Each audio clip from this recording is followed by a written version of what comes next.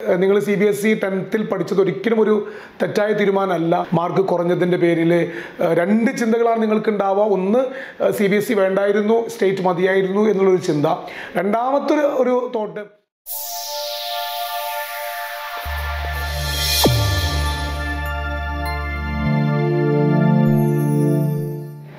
High ഡിയസ്, അങ്ങനെ നമ്മളെല്ലാവരും കാത്തിരുന്ന Cbse റിസൾട്ട്, +2 Cbse റിസൾട്ടും 10th Cbse റിസൾട്ടും വന്നു.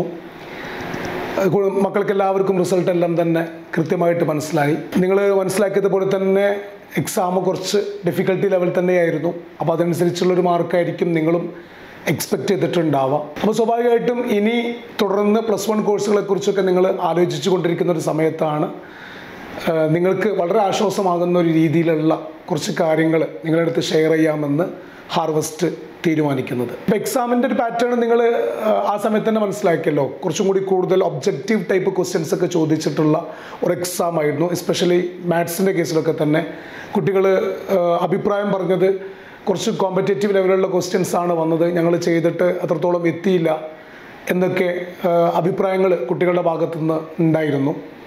എന്തായാലും റിസൾട്ടെല്ലാം കൃത്യമായിട്ട് വന്നിട്ടുണ്ട്. കുറേ കുട്ടികൾക്കൊക്കെ ഇമ്പ്രൂവ്മെൻറ്റും വന്നിട്ടുണ്ടാവും. ചില കുട്ടികൾ അവർ വിചാരിച്ച രീതിയിൽ എക്സാമിൽ പെർഫോം ചെയ്യാനും സാധിച്ചിട്ടുണ്ടാവില്ല.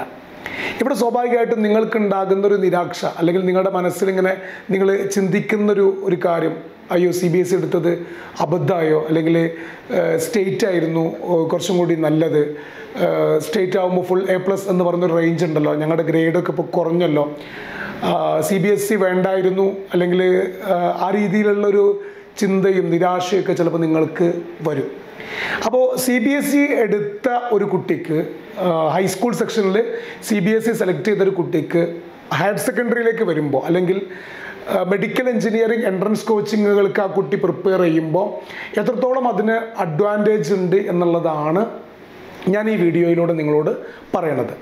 അപ്പം ഞാൻ ആദ്യം തന്നെ പറയണത്, നിങ്ങൾ Cbse 10th പഠിച്ചത് ഒരിക്കലും ഒരു തെറ്റായ തീരുമാനമല്ല. അത് മെഡിക്കൽ എഞ്ചിനീയറിംഗ് എൻട്രൻസ് സെഷനെ വെച്ച് നോക്കുമ്പോൾ, അതല്ലെങ്കിൽ ഇനി തുടർന്ന് നിങ്ങളുടെ അക്കാഡമിക് പെർഫോമൻസ് ഉയർത്താൻ വേണ്ടിയിട്ട് ഏത് കോഴ്സിനെ സെലക്ട് ചെയ്യുന്നോ ആ കോഴ്സിനെല്ലാം തന്നെ അഡ്വാൻറ്റേജ് കിട്ടുന്ന രീതിയിലുള്ള ഏറ്റവും നല്ലൊരു സിലബസാണ് Cbse സിലബസ് എന്ന് നിങ്ങൾ ആദ്യം തന്നെ മനസ്സിലാക്കി വെക്കണം. കാരണം നമുക്ക് ഹാർവസ്റ്റിൻ്റെ ഫൗണ്ടേഷൻ കോഴ്സ് ഉണ്ട്, അതുപോലെ തന്നെ ഹാർവസ്റ്റിൻ്റെ +1 +2 എൻട്രൻസ് ബാച്ച് ഉണ്ട്, റിപ്പീറ്റേഴ്സ് ബാച്ച് ഉണ്ട്. അപ്പോൾ ഈ ബാച്ചുകളിലൊക്കെ കുട്ടികൾ നമ്മൾ അനലൈസ് ചെയ്യുമ്പോൾ സ്വാഭാവികമായിട്ടും കുറച്ചും കൂടി കൂടുതൽ പെർഫോമൻസ് കാണിക്കുന്നത് ഈ Cbse റേഞ്ചിൽ നിന്ന് വരുന്ന കുട്ടികളാണ്.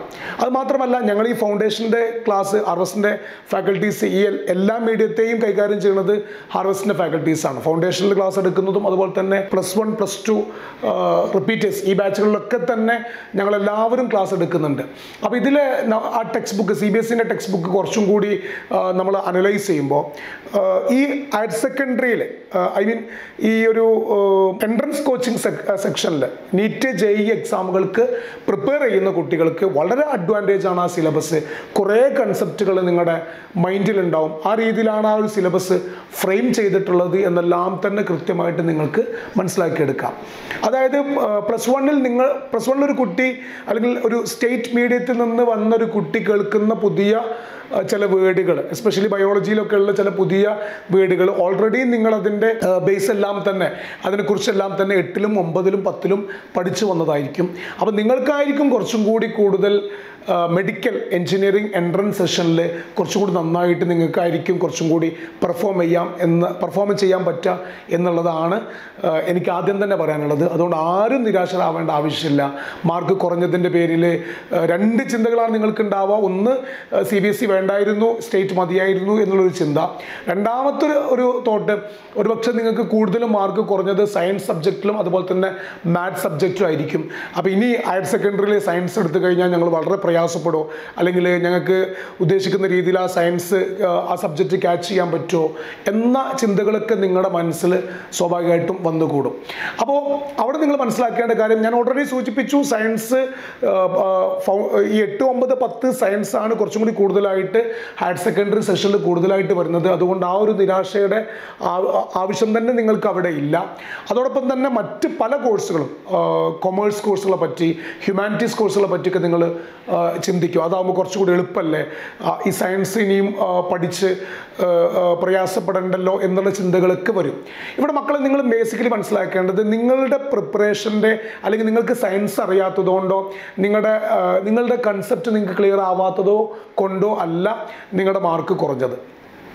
അത് നിങ്ങൾക്ക് ആ എക്സാം പേപ്പറിൽ പെർഫോം ചെയ്യാൻ പറ്റാത്തതിൻ്റെ ബുദ്ധിമുട്ടാണ്. അതിനർത്ഥം നിങ്ങൾ 10th CBSE ഒന്നും പഠിച്ചിട്ടില്ല എന്നോ, ഒരു സയൻസ് സബ്ജക്റ്റും നിങ്ങൾക്ക് അറിയില്ല എന്നോ, അല്ലെങ്കിൽ ഒരു കൺസെപ്റ്റ് നിങ്ങൾക്ക് ക്ലിയർ അല്ല എന്നൊന്നും അതിനൊരു മീനിങ് ഒന്നുമില്ല. നിങ്ങൾക്ക് കുറേ കൺസെപ്റ്റ് അറിയാമായിരുന്നു, പക്ഷേ എക്സാം ലെവൽ വെച്ച് നോക്കുമ്പോൾ ഓൾറെഡി ആദ്യം നിങ്ങൾക്ക് അറിയാമല്ലോ, സ്റ്റേറ്റ് കുറച്ചും കൂടി എക്സാംസ് ഈസി ആയിരിക്കും, CBSE കുറച്ചും കൂടി എക്സാംസ് ടഫാണ്. അതൊക്കെ നിങ്ങൾ ബേസിക്കലി മനസ്സിലാക്കിയ കാര്യമാണ്. ഈ വർഷം കുറച്ചും കൂടി കൂടുതൽ ടഫായിരുന്നു. അത് 10th അതുപോലെ തന്നെ ഹയർ സെക്കൻഡറിയിലും കുറച്ചും കൂടി കൂടുതൽ ടഫായിരുന്നു. അതുപോലെ തന്നെ എക്സാമിൻ്റെ ആ ഒരു കോർഡിനേഷനും അതിൻ്റെ വാല്യുവേഷനും ഇതെല്ലാം തന്നെ വളരെ സ്ട്രിക്റ്റ് ആയിട്ടാണ് ആ ഒരു മീഡിയം നടത്തുന്നത്. അപ്പോൾ അതുകൊണ്ട് ആ കാരണങ്ങൾ കൊണ്ടും അതുപോലെ തന്നെ ആ എക്സാമിൻ്റെ അവസാന സമയങ്ങളിലുള്ള പ്രിപ്പറേഷൻ്റെ പ്രശ്നങ്ങൾ കൊണ്ടും മറ്റ് ആരോഗ്യപരമായ ഇഷ്യൂസ് കൊണ്ടെല്ലാം തന്നെ ഈ മാർക്ക് കുറഞ്ഞിട്ടുണ്ടാകും. ഓക്കെ, ഇതൊക്കെ അതിൻ്റെ കാരണങ്ങളാണ്. അതല്ലാതെ ഒരിക്കലും നിങ്ങൾ സയൻസ് എടുക്കാൻ കാലിബർ ഇല്ലാത്ത കുട്ടികളാണ് എന്നുള്ള തീരുമാനം എന്ന നെഗറ്റീവ് തോട്ടൊന്നും പാരൻസിൻ്റെ അടുത്തും അതുപോലെ തന്നെ കുട്ടികളുടെ അടുത്തും ഒരിക്കലും ഉണ്ടാവരുത്. നിങ്ങൾ കാലിബറുള്ള കുട്ടികൾ തന്നെയാണ്. ഈ പറഞ്ഞ ഇഷ്യൂസ് കൊണ്ട് നിങ്ങൾക്ക് അതിൽ കൃത്യമായിട്ട് പെർഫോം ചെയ്യാൻ സാധിച്ചില്ല എന്നേ ഉള്ളൂ. അപ്പോൾ ഞാൻ ഈ പറഞ്ഞ രീതിയിലല്ലാതെ നിങ്ങൾ ചിന്തിക്കുമ്പോൾ സ്വാഭാവികമായിട്ടും ഹ്യൂമാനിറ്റീസിലേക്കും അതുപോലെ തന്നെ കൊമേഴ്സിലേക്കൊക്കെ നിങ്ങളുടെ ചിന്തകൾ പോകും. തീർച്ചയായിട്ടും ആ കോഴ്സുകൾക്ക് തന്നെ അതിൻ്റെതായ അഡ്വാൻറ്റേജ് ഉണ്ട്. ഞാൻ അതിനൊന്നും താഴ്ത്തി പറയുകയല്ല. ആ കോഴ്സുകൾക്ക് തന്നെ കൃത്യമായിട്ട് ഓരോന്നിൻ്റെയും അതിൻ്റെതായ അഡ്വാൻറ്റേജ് ഉണ്ട്. പക്ഷെ നമ്മൾ മനസ്സിലാക്കേണ്ട വളരെ പ്രധാനപ്പെട്ട ഒരു വസ്തുത, ഈ ആർട്സ് സബ്ജക്റ്റുകളിലേക്ക് അല്ലെങ്കിൽ കൊമേഴ്സ് സബ്ജക്റ്റുകളിലേക്ക് പോകുന്ന ഒരു കുട്ടിയെ സംബന്ധിച്ചിടത്തോളം ഈ പറഞ്ഞ ഇഷ്യൂസ് കൊണ്ട് സയൻസിനെ കുറച്ച് ടഫാക്കി മനസ്സിലാക്കി എന്നെക്കൊണ്ട് പെർഫോം ചെയ്യാൻ കഴിയില്ല എന്നൊരു വിശ്വാസത്തിൽ ഈ സബ്ജക്റ്റുകളിലേക്ക് പോകുന്ന കുട്ടികൾക്ക് സ്വാഭാവികമായിട്ടും തിരിച്ച് ഒരു സയൻസ് സബ്ജക്റ്റിലേക്ക് എൻ്റർ ചെയ്യണത് കുറച്ച് പ്രയാസമായിരിക്കും. കാരണം ആർട്സ് എന്ന ഒരു മേഖല എന്നൊരു സാധ്യത മാത്രമേ തുടർന്ന് അവൻ്റെ ഹയർ എഡ്യൂക്കേഷനിൽ അവനുണ്ടാവുകയുള്ളൂ. അതുപോലെ തന്നെ ഈ കൊമേഴ്സ് എന്ന് പറയുന്നൊരു സെക്ഷൻ മാത്രമേ തുടർന്ന് അവൻ്റെ ഹയർ സെക്കൻഡറി എഡ്യൂക്കേഷനിൽ അവന് മുന്നോട്ട് കൊണ്ടുപോകാൻ പറ്റുള്ളൂ. പക്ഷേ സയൻസ് പഠിച്ചൊരു കുട്ടിയെ സംബന്ധിച്ചിടത്തോളം അവരുടെ ഹയർ സെക്കൻഡറി എഡ്യൂക്കേഷന് ശേഷവും അവർക്ക് മറ്റ് മേഖലകളിലേക്ക് ഡീവിയേറ്റ് ചെയ്യാനുള്ള ഒരു ഓപ്പർച്യൂണിറ്റി അവിടെയുണ്ട്. പിന്നെ മാത്രമല്ല, നിങ്ങൾ കേൾക്കുന്ന നീറ്റ് JEE ഈ 2 എക്സാംസ് മാത്രമൊന്നല്ല ഹയർ സെക്കൻഡറിക്ക് ശേഷമുള്ളത്. ഹയർ സെക്കൻഡറിക്ക് ശേഷം ഒരുപാട് എക്സാംസ് ഉണ്ട്. നമുക്ക് അറ്റൻഡ് ചെയ്യാൻ പറ്റിയ ഒരുപാട് എക്സാംസ് ഉണ്ട്. റിസർച്ച് മേഖലകളിലുള്ള എൻട്രൻസ് എക്സാമുകളുണ്ട്. അതുപോലെ തന്നെ ഇൻ്റഗ്രേറ്റഡ് PG പോലെയുള്ള കോഴ്സുകളുണ്ട്. അതുപോലെ തന്നെ സെൻട്രൽ ഗവൺമെൻറ് നടത്തുന്ന ചില ഇൻസ്റ്റിറ്റ്യൂട്ടുകൾക്കുള്ള എൻട്രൻസ് എക്സാം ഉണ്ട്. അങ്ങനെ ഒരു 10-20 എൻട്രൻസ് എക്സാം നമുക്ക് ഹയർ സെക്കൻഡറി +2 കഴിഞ്ഞതിന് ശേഷം എഴുതാനുണ്ട്. ഇതിലൊക്കെ തന്നെ നിങ്ങളുടെ ടേസ്റ്റ് അനുസരിച്ച് നിങ്ങൾക്ക് പോകാൻ പറ്റിയ കോഴ്സുകൾ ഒരുപാടുണ്ട്. നിങ്ങളെപ്പോഴും ഈ നീറ്റ് JEE എന്ന് പറയുന്ന ഈ ഒരു ഫ്രെയിമിനെ മാത്രം നിങ്ങളുടെ മൈൻഡിൽ സെറ്റ് ചെയ്യുമ്പോഴാണ് ഈ പ്രോബ്ലം.